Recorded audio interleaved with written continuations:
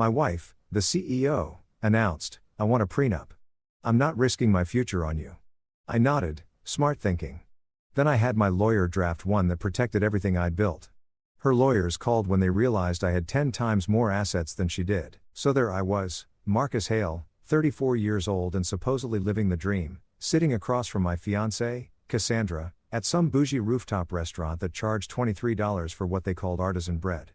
But what I recognized as literally just toast with butter and some fancy salt sprinkled on top. The kind of place where the waiters wear vests that cost more than my monthly car payment.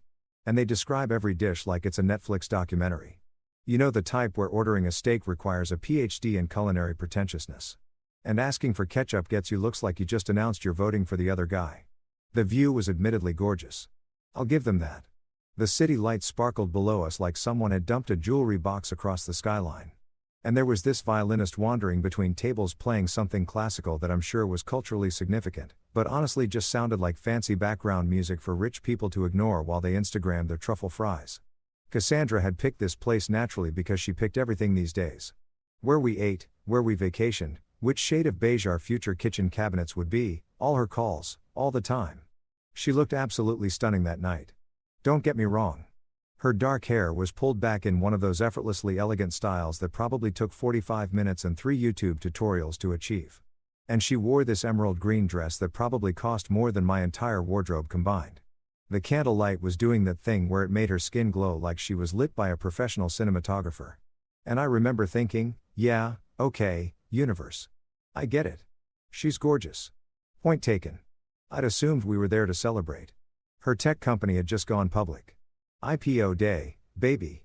And the stock had opened strong enough to make her personal shares worth something in the holy crap range of numbers. She'd been riding high all week, texting me screenshots of financial news articles with her company's name in bold, forwarding me congratulatory emails from investors and venture capitalists. Basically doing everything except hiring a sky rider to announce her success. Not that I blamed her, really. She'd worked her tail off for this, pulling 80-hour weeks, living on cold brew coffee, and whatever counted as food in Silicon Valley these days. She'd earned her moment. So, when she reached across the table and took my hand with that smile, the one that usually preceded either really good news or really expensive purchases, I figured she was about to suggest we upgrade the honeymoon from Cabo to the Maldives, or maybe finally pull the trigger on that Tesla she'd been eyeing. I was mentally preparing my yes, dear face, maybe planning how I'd pretend to be excited about spending 2 weeks at a resort where the Wi-Fi was probably garbage. Instead, Cassandra squeezed my fingers. Looked me dead in the eyes with the kind of serious expression usually reserved for cancer diagnosis or reveal that someone's been eating your leftover Chinese food and said, "Marcus, I want a prenup. I'm not risking my future on you. I'm not even kidding." I literally almost choked on the breadstick I'd been chewing. Like full-on sitcom-style choking. The kind where you're coughing and your eyes are watering and you're trying not to spray crumbs across the table like some kind of carb-loaded sprinkler system. The couple at the next table glanced over with that mix of concern and judgment that people reserve for public displays of mortality. I grabbed my water glass and took a gulp, buying myself maybe 10 seconds to process what had just come out of my fiancée's mouth. A prenup. She wanted a prenuptial agreement at our celebratory dinner with the violinist literally standing 6 feet away playing something that was probably supposed to be romantic but now felt like the soundtrack to a murder mystery. Now, here's the thing. I wasn't mad. I really wasn't. In fact, part of me wanted to laugh, which probably sounds insane, but stick with me here. See, Cassandra thought she was being the smart one, the practical one, the financially savvy tech executive protecting her newly minted fortune from her humble software consultant boyfriend who fixed bugs for startups and drove a beat-up SUV that made concerning noises whenever I turned left. She thought she was making a bold, independent woman move, the kind her business school professors would have applauded. What she didn't know, what nobody knew except my lawyer and my accountant and possibly my mother, though she might have forgotten because she also forgets my birthday half the time, was that I was worth significantly more than her. Like significantly, but we'll get to that later. I set down my water glass, wiped my mouth with the fancy cloth napkin that was probably going to be laundered by hand in blessed mountain spring water or whatever, and smiled at her. Not a fake smile, either. A genuine amused "oh honey, you have no idea what's about to happen" kind of smile. Smart thinking, I said, keeping my tone light and agreeable like she just suggested we get appetizers. Really, Cass? That's actually brilliant. Protecting your assets, thinking long term, being practical about the business side of marriage. Very mature. She blinked at me like I just complimented her on correctly identifying what color the sky was. Confusion flickered across her face for maybe half a second. I guess she'd expected pushback, maybe some wounded pride, or at least a request to discuss it later when there wasn't a violinist hovering nearby like a tuxedoed ghost. But I wasn't giving her that satisfaction. Instead, I raised my wine glass, a pen noir that the sommelier had recommended with the kind of reverence usually reserved for religious artifacts, and offered a toast to protecting assets. "We clearly don't have the same amount of," I said cheerfully, clinking my glass against hers before she could fully process the implications of that statement. She laughed, but it was that uncertain laugh people do when they're not entirely sure if something's funny or if they're missing the joke. Spoiler alert, she was absolutely missing the joke. The joke was flying over her head at approximately Mach 3, trailing smoke and doing loop-loops while she sat there thinking she'd just pulled off some big power move. The rest of dinner was surreal. Cassandra launched into this detailed explanation about how her legal team, because of course she already had a legal team assembled, like she was planning a corporate merger instead of a marriage, had drafted a preliminary agreement. She used phrases like spousal financial limitations and asset protection protocols and liability containment. Basically turning our upcoming marriage into something that sounded like a business acquisition with slightly better catering. I nodded along, making appropriate sounds while mentally composing a text message to my own lawyer, Gina Rowe, who I'd been working with for years and who had the kind of sharp legal mind that could find loopholes in the 10 Commandments. Gina was going to absolutely lose her mind when I told her about this. She'd been waiting for Cassandra to show her true colors for months now, dropping hints like, "Your girlfriend seems very interested in your financial planning, and has she asked to see your tax returns yet?" The moment we left the restaurant, after Cassandra insisted on paying with her company credit card, naturally making a big show of it like she was establishing dominance through overprick base, I pulled out my phone. My fingers flew across the screen. "Cash just asked for a prenup. Game on." Gina's response came back before I'd even made it to my car. "Finally. Been waiting for this one. My office tomorrow 9 a.m. Bring coffee and your sense of humor. We're going to need both." I sat in my beat-up SUV in the restaurant parking lot. The valet had given it a look like I'd asked him to park a diseased llama and just smiled. Cassandra's Tesla was already pulling out onto the street, her tail lights disappearing into downtown traffic, probably heading back to her penthouse to call her friends and brag about how she'd handled the prenup conversation like a boss babe. The game had begun. All right. She'd just started a chess match without realizing I'd been playing three-dimensional chess the entire time. But hey, I'd let her enjoy her victory lap for now. After all, the best plot twists come when people think they've already figured out the ending. I started my SUV. It made that concerning grinding noise again. Really needed to get that checked and headed home to my modest little condo with my modest little life. Already planning my next move. Tomorrow morning, Gina and I were going to draft a prenup of our own. Only ours was going to have some very interesting clauses that I had a feeling Cassandra wasn't going to see coming. This was going to be fun. Here's the thing about perception versus reality. Most people only see what you want them to see, and I'd become a freaking Jedi master at controlling that narrative. To everyone in my life, including Cassandra and her entire circle of power-suited, kombucha drinking, TED Talk watching friends, I was just Marcus Hale, the reliable but ultimately unremarkable software consultant who fixed code for startups and lived a comfortable but decidedly average existence. You know, the type. Shows up to work in jeans and a hoodie, orders the same turkey club for lunch 3 times a week, drives a vehicle that's held together by duct tape and prayer. The kind of guy who blends into the background at parties while more interesting people talk about their vacations to Croatia. They saw a guy who made decent money. Sure, enough to split fancy dinners and contribute to a wedding fund without crying into his bank statement, but nothing spectacular. Nothing that would make anyone sit up and take notice or suddenly develop opinions about how I should invest or what I should be driving or whether I'd consider diversifying my portfolio. I was financially comfortable in the most boring middle-class way possible, like a human equivalent of a Toyota Camry.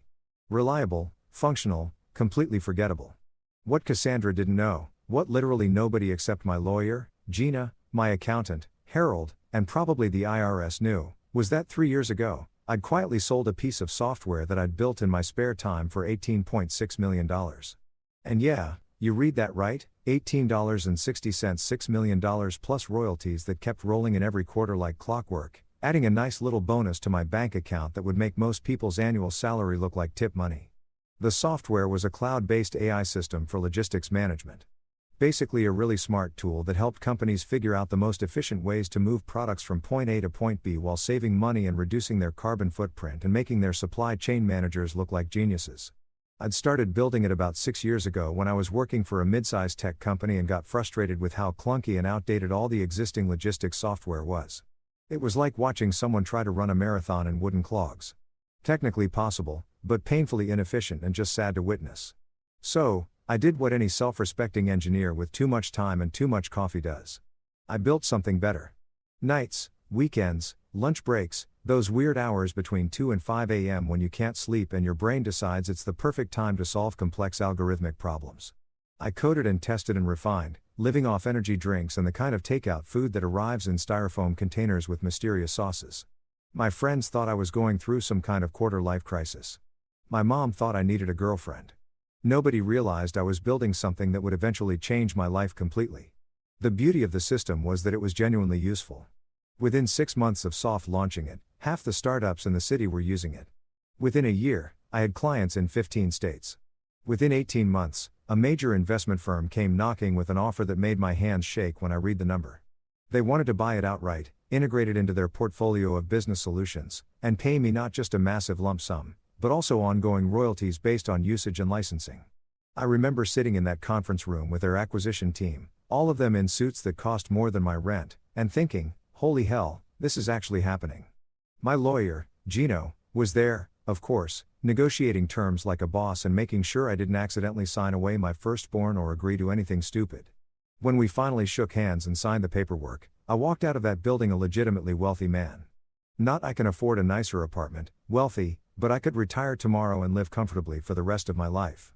Wealthy. And then I did something that apparently nobody does when they suddenly come into money. I kept my mouth shut and my lifestyle exactly the same. I didn't buy a Porsche or a pin house or start wearing watches that cost more than college tuition. I didn't suddenly develop a taste for caviar or feel the need to vacation in places where you need a passport and a translator. I stayed in my modest 2-bedroom condo in a perfectly average neighborhood where the biggest drama was usually someone leaving their garbage cans out too long. I kept driving my beat-up SUV that made alarming noises and had a mysterious stain on the back seat that I'd stopped trying to identify. I still bought my coffee at the regular coffee shop instead of the pretentious one with the foam art. And I still wore the same jeans and t-shirts I'd been wearing since college because honestly, why the hell not? Here's what I'd learned from watching other people come into money. The moment everyone knows you have it, your life becomes exponentially more complicated.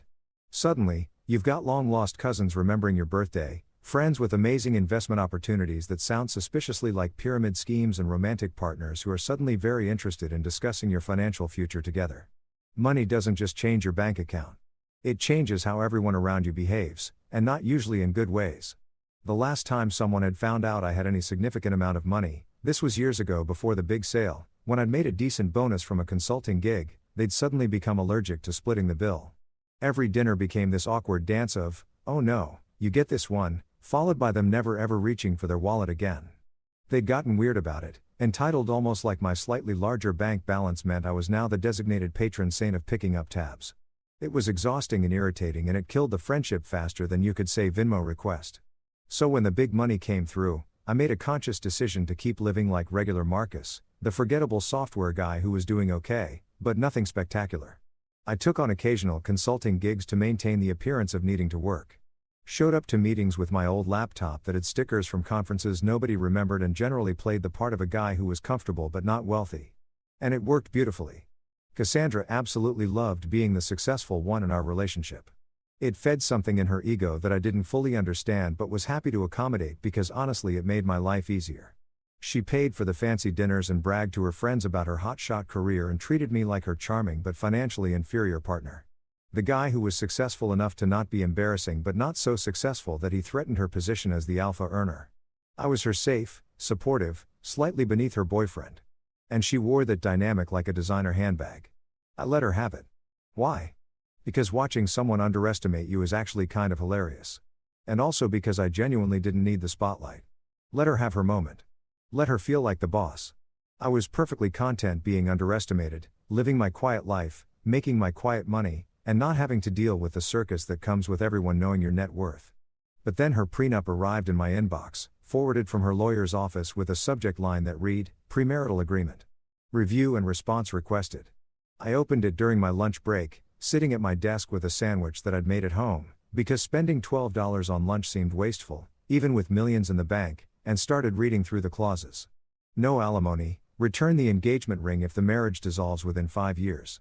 Spousal financial limits on joint accounts, separate property designations, liability waivers. It read less like a marriage agreement and more like a corporate contract designed to protect a company from a hostile takeover. Every clause basically screamed, I have money and you don't, so let's make sure you can't touch mine. I laughed so hard that coffee came out my nose, legitimately shot out like a caffeinated geyser, spraying across my keyboard, and making my coworker in the next cubicle ask if I was okay. I was more than okay. I was delighted. This was the most entertainment I'd had in months. I forwarded the entire document to Gina with a simple message. She really did it. Thoughts? Her response came back within minutes and I could practically hear her cackling through the phone. Oh, sweetheart, this is Christmas morning.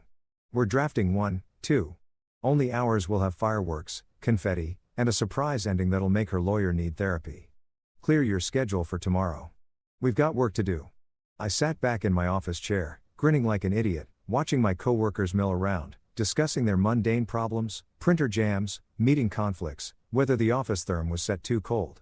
None of them had any idea that the quiet guy in the corner cubicle was about to flip his entire relationship dynamic on its head. The game wasn't just beginning anymore. The pieces were in position, and Cassandra had just made the opening move in a chess match. She didn't realize she was already losing. Cassandra showed up at my condo that evening unannounced, which was pretty typical for her these days since she'd started treating my place like an extension of her own personal empire. I heard her heels clicking up the hallway before she even knocked. These sharp staccato sounds that announced her presence like a corporate drummer leading a parade of ambition and designer handbags. She had a key, of course, but she always knocked first, which I'd initially thought was respectful until I realized it was actually her way of giving me a 3-second warning to look appropriately grateful for her arrival. I opened the door to find her standing there in full boardroom regalia, despite it being 7:30 on a Wednesday night. She was wearing this tailored navy pantsuit that probably cost more than most people's monthly mortgage payments. Her hair pulled back in a sleek ponytail that must have required industrial strength product to achieve that level of perfection. And she was absolutely radiating the kind of confidence that comes from spending your day telling people what to do and having them actually do it. She also smelled incredible, some perfume that I'm pretty sure cost more than my car's current Blue Book value. Something with notes of jasmine and financial superiority. She kissed me on the cheek, a gesture that felt more like a queen acknowledging a loyal subject than a fiancé greeting her future husband, and breezed past me into my living room like she owned the place, which given the prenup she was proposing, she wanted to make very clear she didn't and never would. Marcus, she said, settling onto my couch with the kind of graceful efficiency that made everything look choreographed. I'm really glad you're being so mature about the prenup situation.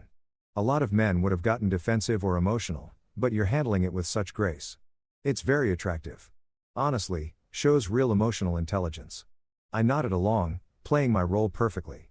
The understanding boyfriend who knew his place in the financial hierarchy. Well, you know me, I said, keeping my tone light and agreeable.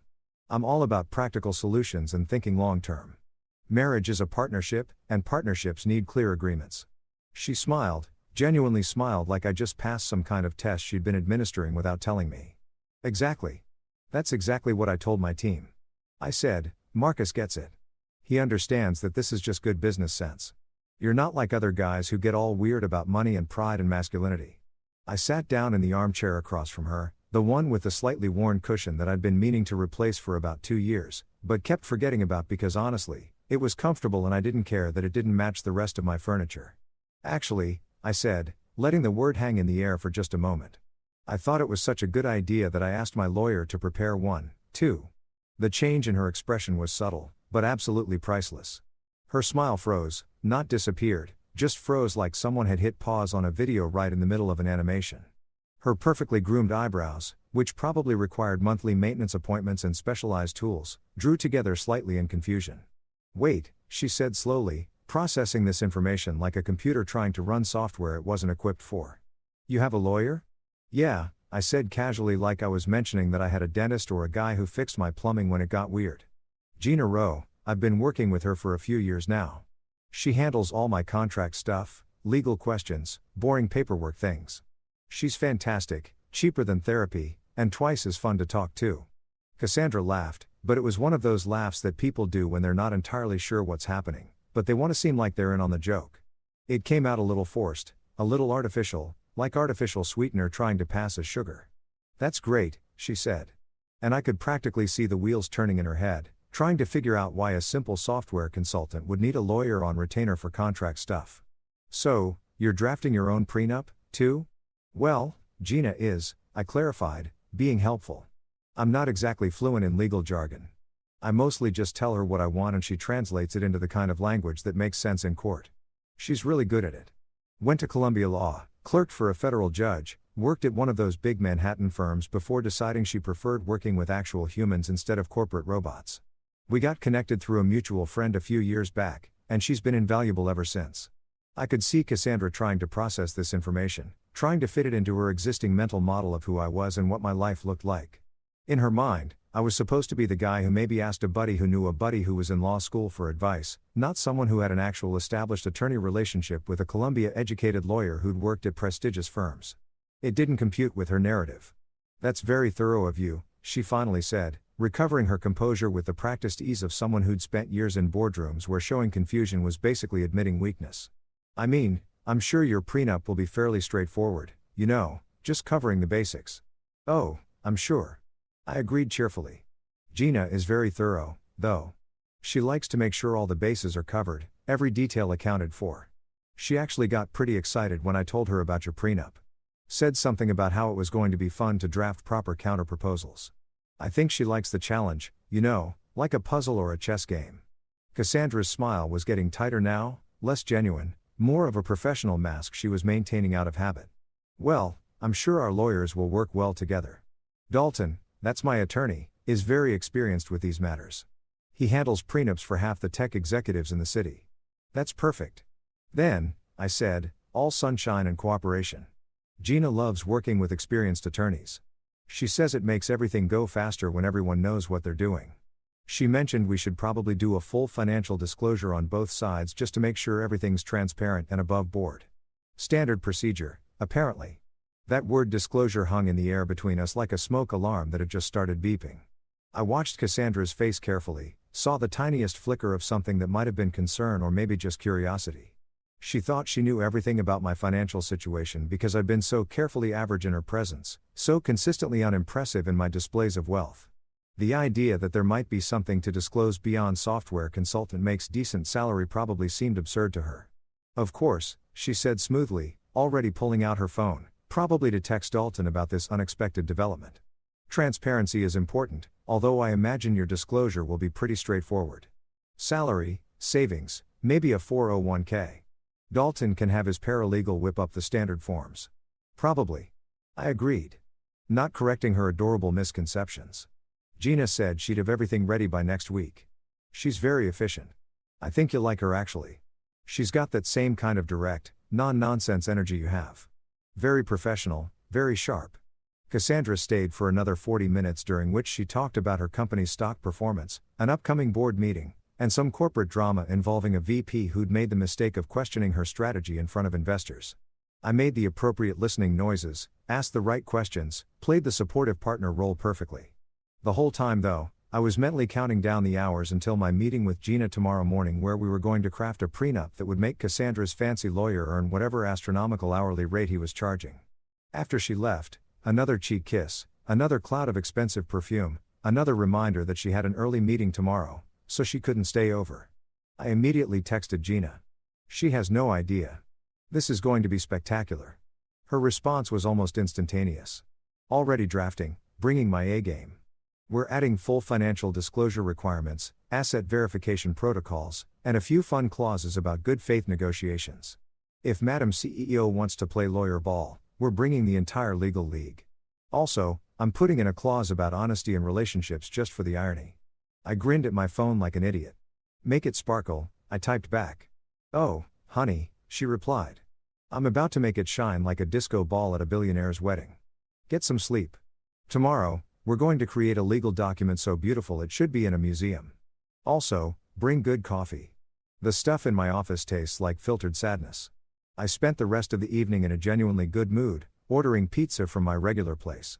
The one with the slightly greasy boxes and the guy at the counter who always gave me extra garlic knots and watching basketball highlights while my cat, Chairman Meow, yes, I named my cat Chairman Meow, Sumi judged me from his perch on the bookshelf. Cassandra thought she was playing chess, making strategic moves, protecting her assets like a good CEO. What she didn't realize was that she just walked into a game where she didn't even know all the pieces on the board. Tomorrow morning, Gina and I were going to change that. We were going to put all the pieces in plain view, spread them out on the table, and watch what happened when Cassandra realized that her slightly dorky, financially unremarkable fiancé was actually playing a completely different game than she thought. I couldn't wait. The law office was located in one of those downtown buildings that screamed. We charge by the minute and our coffee is imported. All glass and chrome and architectural angles that looked like someone had given MC Cher a blank check and told him to go crazy. The lobby had that polished marble floor that made your footsteps echo importantly, like every step you took was being documented for posterity or at least for someone's Instagram story about power moves and professional success. The whole place smelled like expensive wood polish, fresh leather, and the kind of quiet money that doesn't need to announce itself because everyone already knows it's there. Gina had suggested we meet at Dalton's office as a courtesy, which I thought was hilarious because there was nothing courteous about what we were about to do. It was like a boxer suggesting you choose which ring you want to get knocked out in. Technically polite, ultimately irrelevant. She'd shown up at my place that morning in a sharp black suit that meant business. Carrying a leather briefcase that looked like it could survive a nuclear apocalypse and still have room for highlighters. And she'd been grinning like someone who'd just been told Christmas was coming early this year. Ready to ruin someone's whole narrative? She'd asked cheerfully while I locked my apartment door. Born ready, I'd replied, and I meant it. We arrived exactly on time. Gina was big on punctuality as a power move. Said it showed you respected everyone's time while also establishing that you were organized and professional, and were ushered into a conference room that looked like it had been designed specifically to intimidate people into settling. The table was this massive slab of dark wood that probably cost more than a decent used car, surrounded by leather chairs that made important creaking noises when you sat in them. And one entire wall was floor-to-ceiling windows with a view of the city that basically screamed, "Look how successful everyone in this room is." Cassandra was already there. Of course, because she'd probably arrived 15 minutes early to establish territorial dominance. She was wearing a white power suit that was so crisp and bright it could probably be seen from space. Paired with these killer heels that added 3 into her height and about 50 points to her intimidation factor. Her hair was pulled back in a style that said, "I woke up like this," but actually meant, "I woke up 2 hours early to look like this." And her makeup was flawless in that way that takes significant time and skill to achieve while appearing natural. She looked like she'd stepped out of a Fortune 500 cover shoot, which was probably the exact vibe she was going for. Her lawyer, Mr. Dalton, sat beside her, looking equally polished and approximately 3 times as smug. He was one of those silver-haired attorney types who probably played golf with judges on weekends and owned multiple vacation homes that he referred to as the place in Aspen or the Cape House. Like everyone just automatically knew which Cape he meant. His suit probably cost what I used to make in a month back in my actual struggling software consultant days.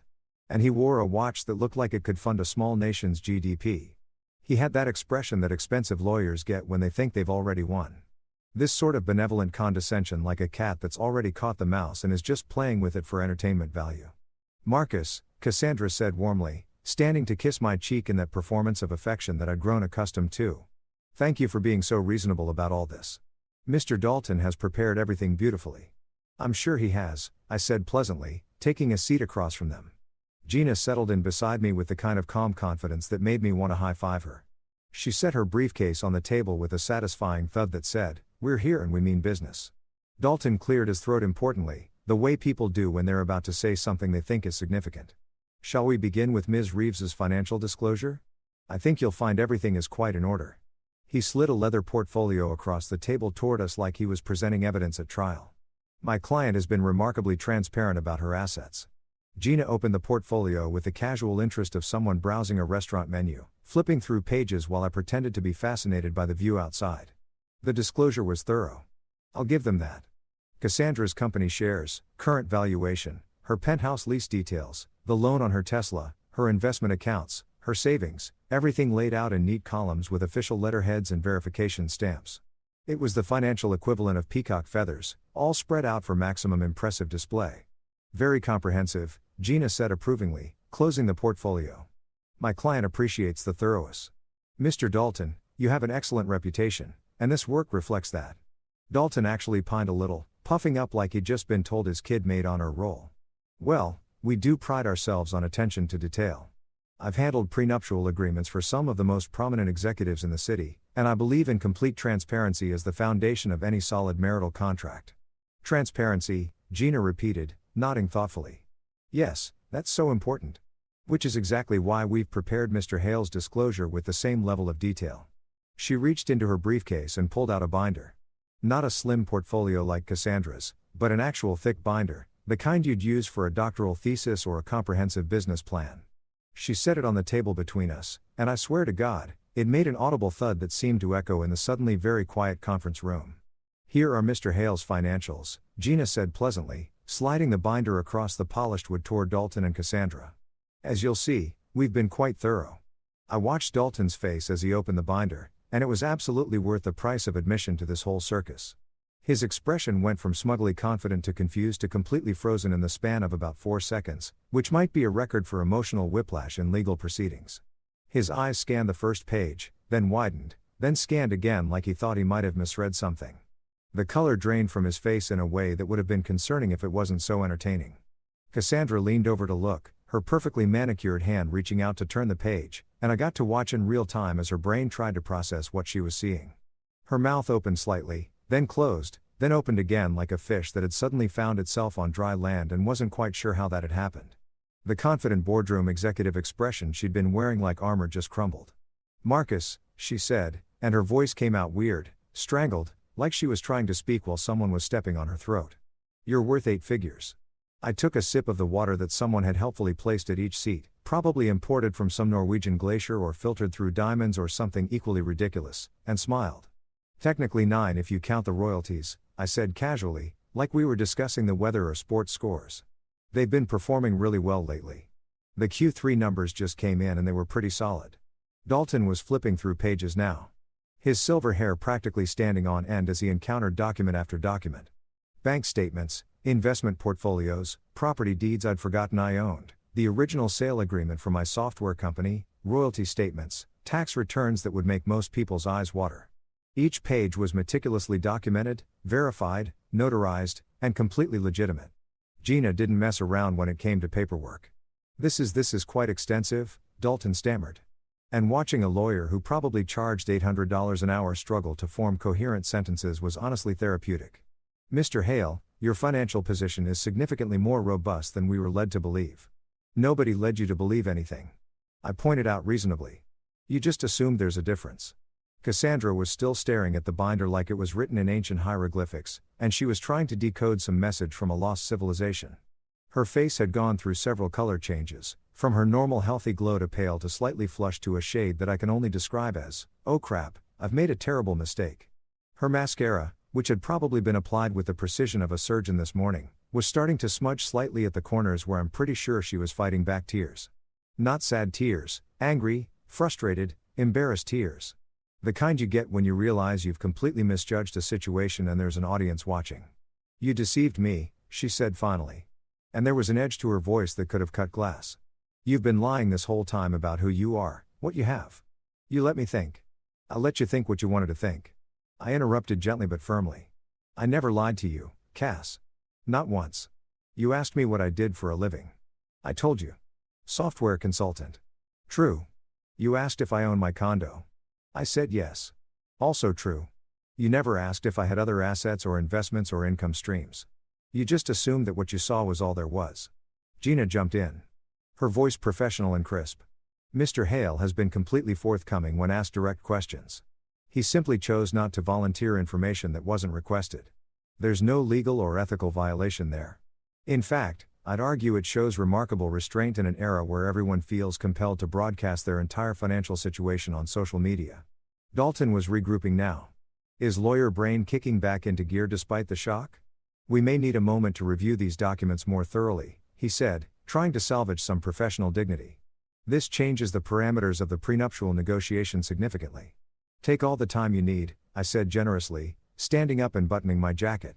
Not a fancy jacket, just my regular one from a department store that had a sale, which now felt like an extra layer of irony. "We're not going anywhere. Well, actually, we're going to grab lunch, but we'll be back in an hour. There's a great taco place around the corner that does amazing carnitas." "Gina, you hungry? Starving?" Gina said, gathering up her things with the satisfaction of someone who'd just won the opening round of a championship match. I looked at Cassandra, who was still frozen in her chair, staring at the financial documents like they might spontaneously combust if she looked hard enough. "Oh, and Cass," I said, pausing at the door. "Remember what you said at dinner about not risking your future on me?" I smiled, keeping my tone light and friendly. "Yeah, I feel the same way. See you in an hour." We walked out of that conference room into the marble lobby. And the moment the elevator doors closed, Gina burst out laughing. Deep, genuine belly laughs that had her leaning against the elevator wall for support. "Did you see her face?" she gasped between laughs. "Did you see Dalton's face? I thought he was going to have a cardiac event right there in his own conference room." I grinned. "Worth every penny of your hourly rate.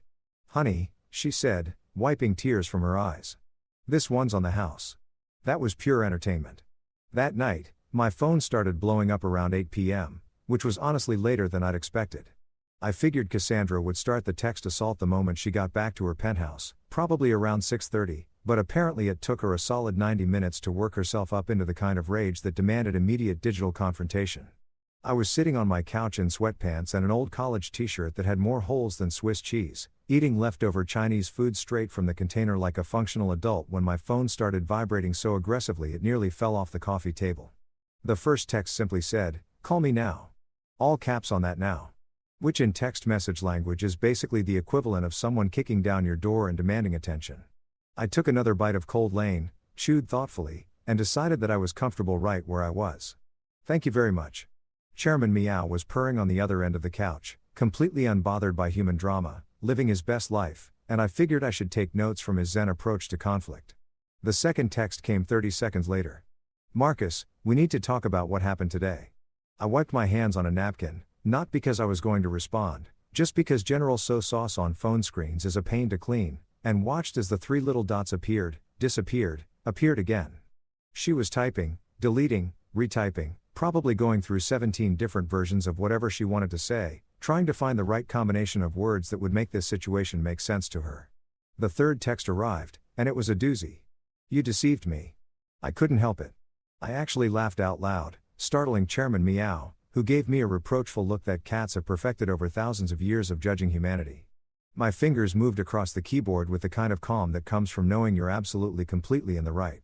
"You said you wanted transparency." I just turned on the lights. I could practically feel the rage radiating through the phone screen from wherever she was. The response came back fast and furious. "You know that's not what I meant. You made me look like a fool." "How?" I typed back. GG, genuinely curious about her logic here. "By having money? By being successful? By not broadcasting my net worth on the first date? Please explain which part of having my life together makes you look foolish." The typing dots appeared and disappeared for a solid 2 minutes. I finished my lo mein, cracked open a beer. Nothing fancy, just regular domestic beer that came in a 6-pack from the grocery store, and waited. This was actually kind of entertaining in a train wreck sort of way, like watching a reality show where you know exactly how it's going to end, but you can't look away. Finally, her response came through and it was long enough that it arrived in multiple texts. That thing that happens when someone is so worked up they don't realize they're writing a novel. "You embarrassed me in front of my lawyer. Do you have any idea how that looked? I brought him documentation of my success, my achievements, and then you show up with some massive binder like you were planning this ambush the whole time. Dalton called me after you left and he was shocked. He said in 20 years of practice, he's never seen such a discrepancy between perceived and actual financial positions." I sat back, took a swig of beer, and considered my response options. I could be mature and sympathetic, try to see things from her perspective, maybe offer some kind of olive branch that would smooth things over. Or I could be honest, which seemed like the more entertaining and ultimately more productive option. I went with honest. "Cassandra," I typed, "I didn't embarrass you. You embarrassed yourself. You assumed that because I don't drive a Porsche or wear a Rolex or live in a penthouse, I must not have money. That's on you. You wanted a prenup to protect your assets from me, like I was some kind of gold digger waiting to cash in. The only thing I did was show you that maybe you should have asked a few more questions before you made assumptions." The response was almost immediate. "You should have told me why." I shot back. "So you could treat me differently. So you could change how you acted around me? The whole reason I don't advertise my net worth is because money makes people weird. Case in point, this conversation." 3 minutes of silence. I could imagine her in her pristine penthouse with its minimalist furniture and city views, pacing around in whatever expensive loungewear rich people wear at home. Probably drinking wine from a glass that cost more than my couch, trying to figure out how to regain the upper hand in a situation where she definitively lost it. The next text was different in tone, less angry, more accusatory. "You lied by omission." "That's still lying." "No," I replied. "Lying is saying something untrue. I never said I was broke. I never said I struggled financially. I never claimed to be anything other than what I am. You created a story in your head about who I was based on superficial observations. And now you're mad that your story was wrong. That's not my problem. That's yours." My phone actually rang then, her name flashing on the screen with a photo of her from our trip to Napa last year. Back when things were simpler and she hadn't tried to legally protect herself from my supposed financial inadequacy. I let it go to voicemail. Whatever she wanted to say could wait until she'd calmed down enough to have an actual conversation instead of just yelling accusations into the void. The voicemail notification popped up within seconds. I didn't listen to it. Instead, I sent another text. "I'm not doing the phone fight thing tonight. When you're ready to have an actual adult conversation about this, let me know. Until then, I'm going to finish my Chinese food and watch the game." Her response was a single word. "Unbelievable." "Right back at you," I typed. And then I did something that probably would have given my mother a heart attack if she'd known. I muted the conversation and turned my attention back to the basketball game that had been playing in the background. The Celtics were up by 12 and playing some genuinely beautiful ball. And honestly, that was a lot more interesting than Cassandra's existential crisis about dating someone who turned out to have more money than she did. But she wasn't done. Oh no. Over the next 2 hours, my phone lit up with notifications that I didn't read. Couldn't read because I'd muted them, but I could see the count increasing. By the time I decided to actually check what had happened, there were 17 more messages, each one apparently more dramatic than the last based on their increasing length. I unmuted the conversation and scrolled through the saga. It was like watching someone have a full breakdown via text message, starting with anger, moving through justification, taking a detour through self-righteousness, and eventually landing at a weird place that seemed to be part accusation, part self-pity, and part demand for validation. The highlights included, "You know, I've worked hard for everything I have, which fair but irrelevant. My friends are going to ask questions now, which not my problem. Dalton said we need to completely redraft both prenups, which yeah, duh. And finally, I don't even know who you are anymore," which was particularly hilarious because I was exactly the same person I'd always been. She just finally knew my bank balance. I responded to all 17 messages with one simple text. "I'm the same guy who fixed your laptop when you spilled coffee on it. Who listened to you talk about quarterly earnings for 3 hours straight, who supported your IPO dreams, and who never once made you feel bad about making more money than me, or so you thought. The only thing that's changed is your perception. Maybe sit with that for a while." Her response came 30 seconds later. "This isn't over." "Probably not." I agreed, "but it's over for tonight. Get some sleep, Cass. You've got that board meeting tomorrow, and you're going to need to be sharp." I didn't wait for her response. I plugged my phone in across the room, a trick I'd learned from a self-help article about digital boundaries, and settled back into my couch cushions. Chairman Meow had forgiven me for the earlier disruption and was now sprawled across my lap like a furry judgmental blanket.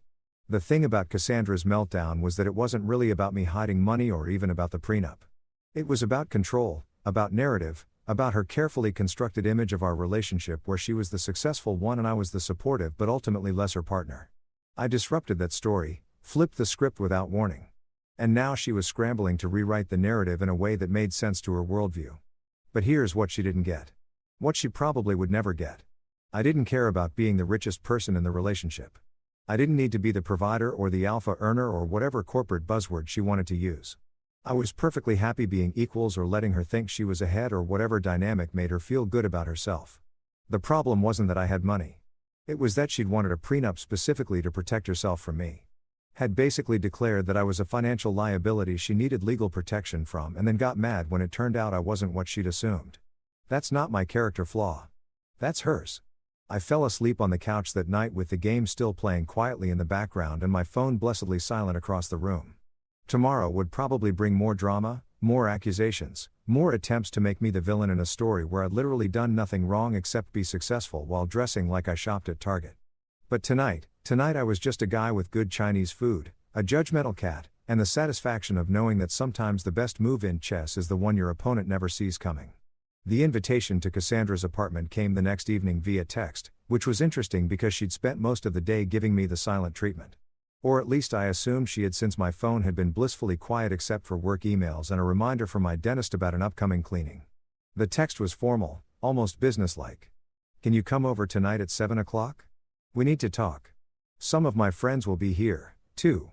That last sentence should have been my first red flag, maybe my second and third, too. But I was curious enough about what kind of ambush she was planning that I agreed. I showed up exactly on time because punctuality is my superpower. Wearing jeans and a button-down shirt that I'd ironed myself because I'm a functional adult who owns an iron, even if I only use it maybe 4 times a year.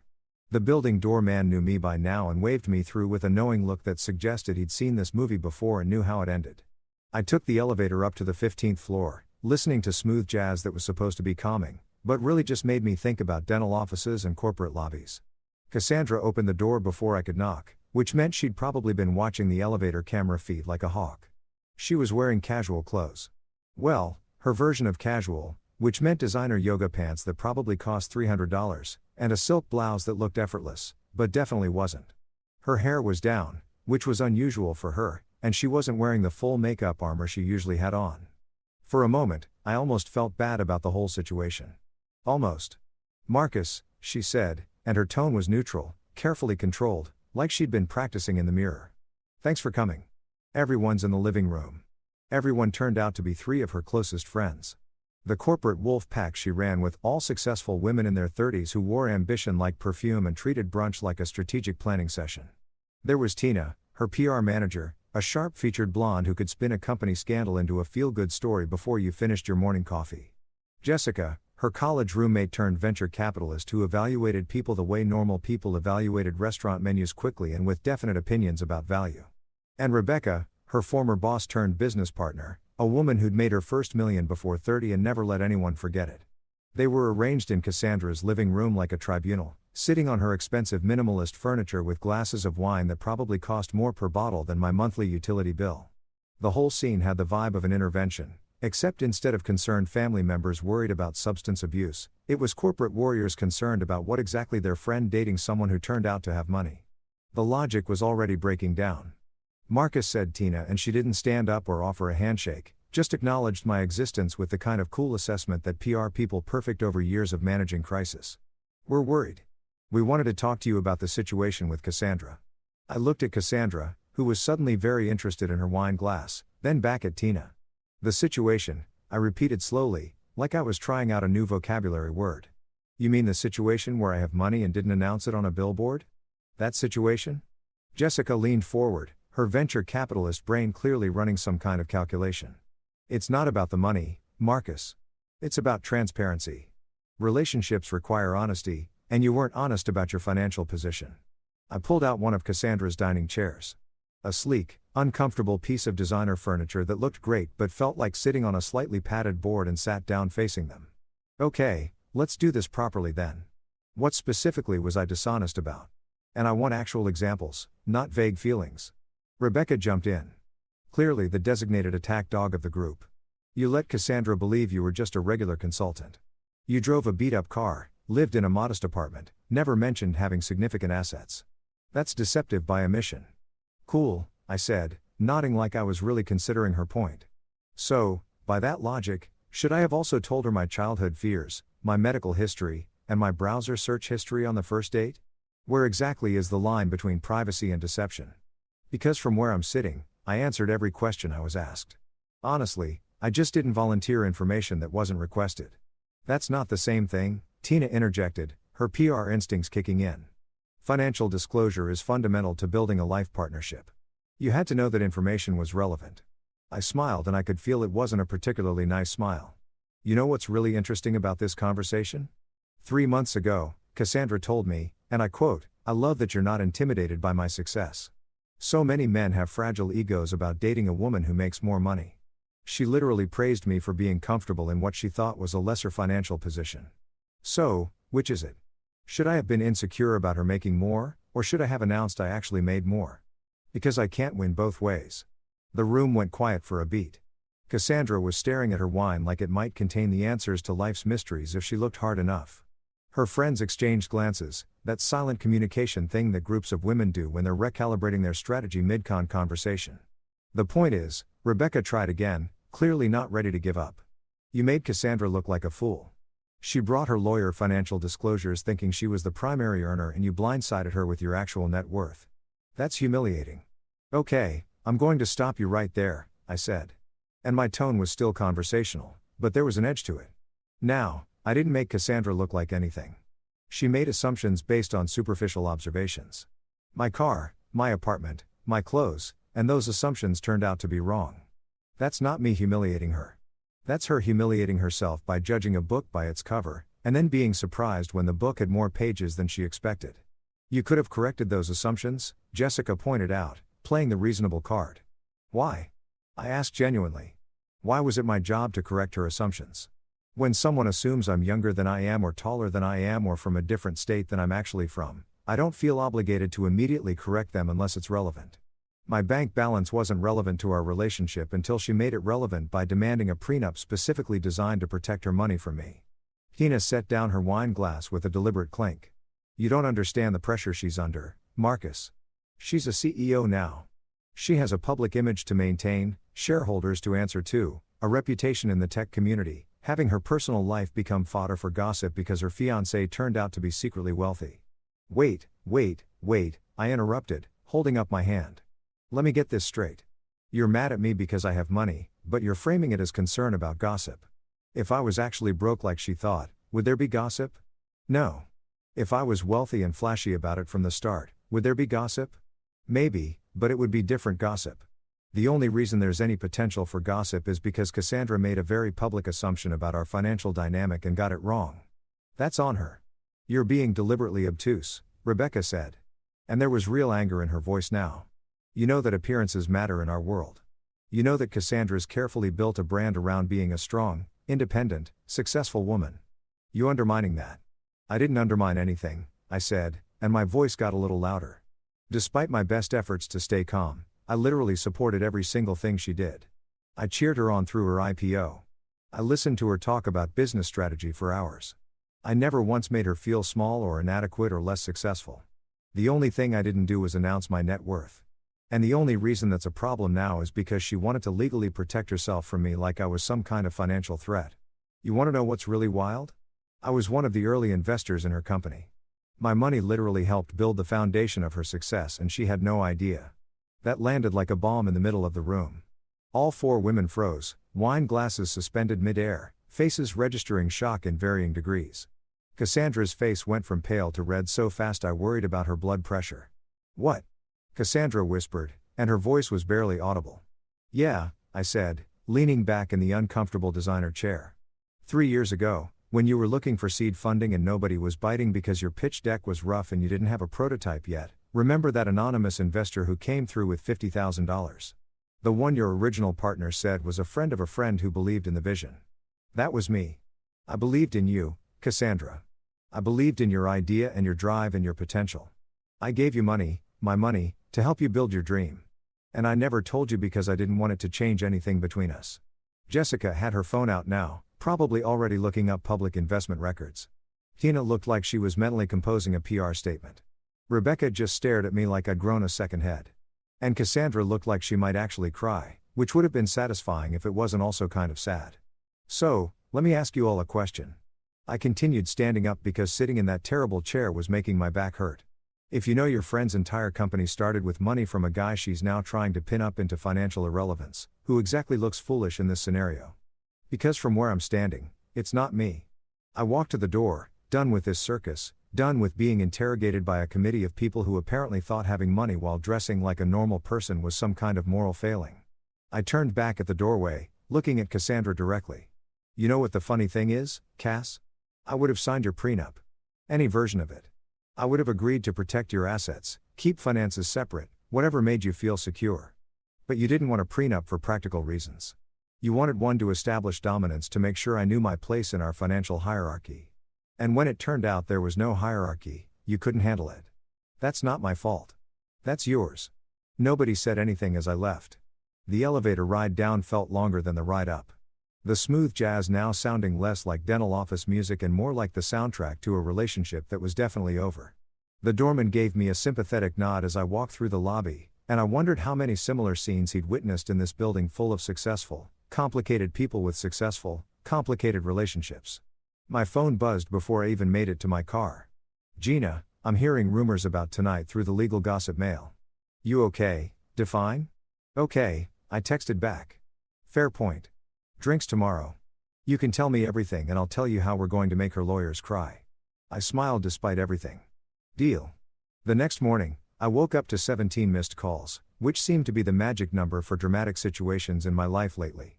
14 were from numbers I didn't recognize, probably reporters or nosy people who'd somehow gotten wind of the tech CEO's fiancé drama. 2 were from my actual mother asking if I was eating enough vegetables. And 1 was from a number I did recognize and had been dreading. Vivian Reeves, Cassandra's mother. The original corporate warrior princess who'd apparently given birth to a carbon copy of herself and then spent the next 30 years molding her into an even more intense version. I'd met Vivian exactly 4 times over the course of my relationship with Cassandra. And each encounter had been like having tea with a very polite, very well-dressed shark who was constantly evaluating whether you were worth eating or just ignoring. She was one of those women who'd climbed the corporate ladder in the 80s when it was basically a vertical wall with broken glass at the top. And she had the battle scars and the attitude to prove it. She wore power suits like armor, spoke in perfectly constructed sentences that sounded like they'd been edited for publication, and had a handshake that could crush walnuts. I stared at her missed call for a solid minute, debating whether answering was worth the inevitable headache.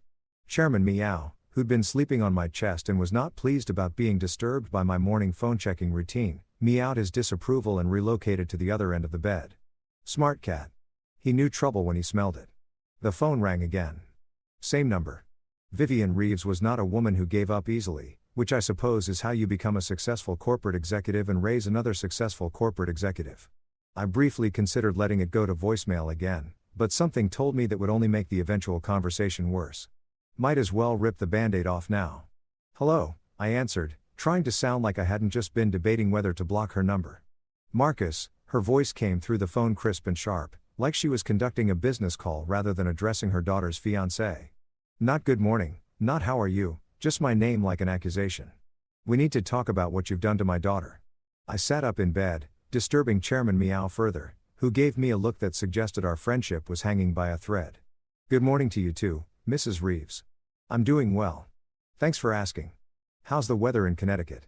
There was a pause, the kind that happens when someone isn't used to being met with sarcasm and needs a moment to recalibrate.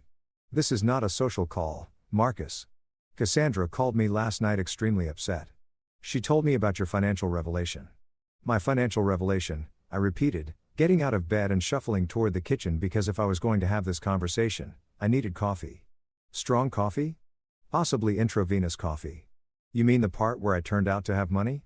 "Yeah, that was quite a shock for everyone. Really threw a wrench in the whole narrative." "Don't be flippant," Vivian snapped. And I could practically see her sitting in whatever pristine home office she probably had. Probably wearing a suit even though it was Saturday morning. "You humiliated my daughter in front of her legal team. You made her look foolish." I started the coffee maker, a basic Mr. Coffee that I'd owned since college and that Cassandra had repeatedly suggested I upgrade, and leaned against the counter. "Mrs. Reeves, with all due respect, I didn't make Cassandra look anything. She made assumptions about my financial situation based on superficial observations, and those assumptions turned out to be incorrect. That's not humiliation I caused. That's reality she failed to investigate. You must understand the pressure she's under." Vivian continued, and her tone shifted slightly, becoming less accusatory and more explanatory, like she was trying to make me understand something fundamental about the universe. "Cassandra has worked incredibly hard to build her company, to establish herself in a male-dominated industry, to prove that she's capable of competing at the highest levels. Image matters, Marcus. Perception matters.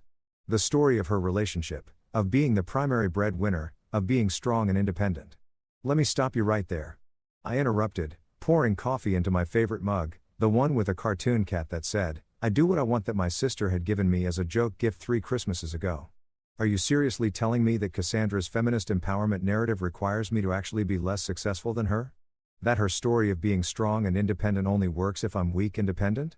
Because if that's the case, that's not empowerment. That's just a different kind of hierarchy with her on top. Another pause. I could hear her breathing controlled and measured, probably counting to 10 the way executives do when they're managing their anger in professional settings. "You're deliberately missing the point," she finally said.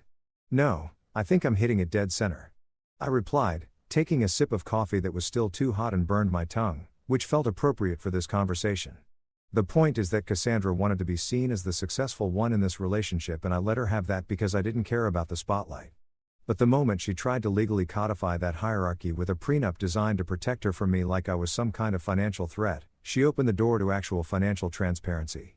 And now she's mad that the truth doesn't match her preferred narrative. That's not my problem to fix.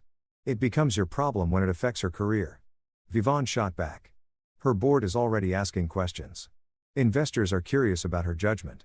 If she can't accurately assess her own fiancé's financial position, what does that say about her business acumen?" I laughed, actually laughed out loud, which probably wasn't the diplomatic response, but was definitely the honest one. "Oh, so now it's my fault that her board is questioning her judgment. Maybe they should be questioning why she demanded a prenup without doing basic due diligence on her fiancé's finances. That seems like a pretty significant oversight for someone whose whole brand is being thorough and strategic. You should have let her feel like the provider," Vivon said. And there was something in her voice now that sounded almost desperate. "You should have understood that she needed that role, that identity. Why couldn't you just let her have it?" And there it was, the real issue, stripped of all the corporate speak and the concern about image and reputation. Cassandra's mother, the woman who built her own empire and raised her daughter to do the same, genuinely believed that Cassandra's success required someone else to be less successful, that her daughter's strength required someone else to be weak, that her achievement required someone else to be lesser. "Ma'am," I said, and I tried to keep my voice level and respectful because despite everything, I didn't actually hate Vivon. I just fundamentally disagreed with her worldview. I let Cassandra pay for dinner exactly twice in our entire relationship. Both times she insisted. Both times she made a show of it. And both times I said, "Thank you," and moved on. I never fought her on it. Never made her feel bad about it. Never tried to assert my own financial dominance. I was perfectly happy letting her feel however she wanted to feel about money.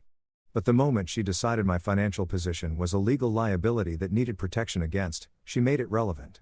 You can't demand financial transparency through a legal document and then get mad when that transparency reveals information you didn't expect.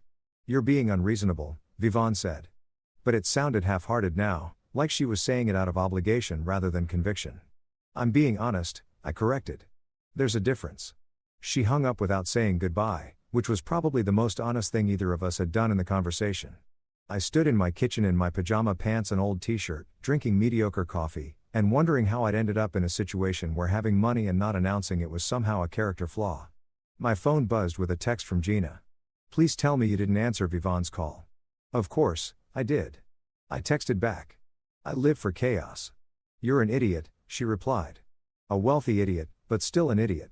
I'd barely finished my coffee when there was a knock at my door. Not a gentle knock, not an "I'm here to borrow sugar" and knock, but an aggressive, demanding knock that made Chairman Meow bolt from the bedroom like his tail was on fire. I looked through the peephole and saw exactly what I'd been afraid of seeing. Vivian Reeves in a cream-colored pantsuit that probably cost more than my monthly rent, standing next to Cassandra, who looked like she'd gotten about 3 hours of sleep and had spent most of those crying. I briefly considered pretending I wasn't home, but my car was in its designated parking spot, and they'd probably already seen it. Also, I'd already answered Vivian's call, so playing hide-and-seek now seemed pointless. I opened the door, still in my pajamas, still holding my coffee mug with the cartoon cat. Still very much not prepared for whatever intervention this was about to be. "Ladies," I said, blocking the doorway. "This is unexpected. We need to talk," Vivon said, and it wasn't a request. "May we come in?" I looked at Cassandra, who couldn't quite meet my eyes, then back at Vivon, who was staring at me with the intensity of someone conducting a hostile takeover. "Do I have a choice?" I asked. "You always have a choice, Marcus," Vivian said. "But some choices are better than others." I stepped aside and let them in. Immediately, regretting every decision that had led to this moment. They entered my modest apartment like queens, surveying conquered territory, taking in my IKEA furniture and my basic kitchen appliances, and my general aesthetic of functional adult on a budget who secretly has millions in the bank. Vivian got straight to the point, standing in my living room like she was about to deliver a keynote speech. "Marcus, appearances matter in Cassandra's world. They matter to her career, her reputation, her future success. What people think about her personal life directly impacts her professional opportunities. Surely you can understand that. I sat down in my favorite chair, the one with the worn cushion that had molded to my body over years of use. What I understand, I said slowly, is that you want me to pretend to be less successful than I am so your daughter can maintain a narrative that makes her feel powerful. And I'm saying, no, that's not, Cassandra started. But her mother held up a hand and she immediately stopped talking, which told me everything I needed to know about their relationship dynamic. Think of it as a partnership decision, Vivon continued, her tone shifting to the one she probably used in boardrooms when she was negotiating deals. For the good of Cassandra's career, for the stability of her public image, it would be beneficial if the financial disparity wasn't public knowledge. I looked at Cassandra. Is this really what you want? For me to hide who I am, what I've achieved, so you can keep pretending you're the only successful one in this relationship? She finally met my eyes. And for just a second, I saw something that might have been doubt or regret or maybe just exhaustion. But then Vivon shifted slightly and whatever I'd seen disappeared behind the corporate mask. I just want things to go back to normal, Cassandra said quietly. They can't, I replied. Because normal was based on incomplete information. This is the actual normal. The question is whether you can handle it. My neighbor from across the hall, Mr. Peterson, chose that moment to step out of his apartment for his morning jog, saw the scene through my open door, and actually clapped. Just started clapping like he'd been watching a performance and the finale had delivered. About damn time, someone told them. He called out cheerfully and then jogged off toward the stairs, leaving silence in his wake. Vivian's face was red. Cassandra looked mortified and I was sitting in my worn armchair in my pajamas, still holding my cartoon cat coffee mug, thinking that maybe Mr. Peterson had the right idea about everything. 2 days after the mother-daughter invasion of my apartment, Gina called me laughing so hard she could barely breathe. I was at my desk pretending to work on a consulting project, mostly just scrolling through basketball highlights and wondering if my relationship drama would ever end when her name flashed on my screen. You're going to absolutely love this. She gasped between laughs that sounded borderline hysterical. I just got an email from Dalton, her lawyer. You won't believe what they're proposing now. I leaned back in my chair, already grinning because anything that made Gina laugh this hard was guaranteed entertainment. Hit me with it. They want you to sign an NDA, she said, and then dissolved into more laughter about your own wealth. They want you to legally agree not to discuss your financial position publicly. I nearly dropped my phone. Wait, what? She wants me to sign a non-disclosure agreement about having money. Exactly. Gina was clearly having the time of her life to protect her image as the breadwinner. They're literally asking you to shut up about being rich so she can keep pretending she's the only successful one. We didn't make it to the wedding, which honestly surprised nobody who'd been paying attention to the dumpster fire our relationship had become. Cassandra ended things via a carefully crafted email that her PR team had obviously edited, full of phrases like incompatible life goals and divergent values that really just meant you had the audacity to be richer than me. She told everyone I'd pretended to be broke to manipulate her, which was hilarious considering I'd never once claimed to be broke. Her PR team pushed that story hard, painting me as some kind of con artist who deceived their poor, innocent CEO. The narrative spread through tech circles faster than a software bug. And for about a week, I was apparently the villain in someone else's story. Then a journalist did actual research. Crazy concept, I know, and found the public filing showing I was a major investor in Cassandra's company's early funding round. The same company she'd just taken public. The empire she'd built had literally started with my money.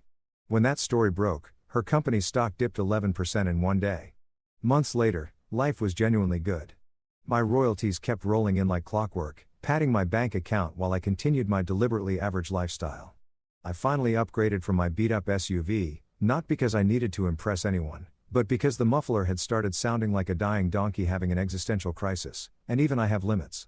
Then I met Amelia at a coffee shop, an elementary school teacher who thought liquid assets meant the water fountain in her classroom. And portfolio diversification sounded like something from a sci-fi movie. Over coffee that cost $3 instead of $12, I told her the whole Cassandra saga. She laughed until tears streamed down her face. Imagine needing a legal team just to love someone, she said, wiping her eyes. I grinned. Yeah, it's a very niche form of romance. Not recommended. Looking back, Cassandra didn't break my heart. She audited it. She wanted legal protection from me, but I was the one who needed protection from her pride and her need to be superior. Now I know when someone says it's not about the money, it's always about the money. And honestly, I've never been happier signing nothing.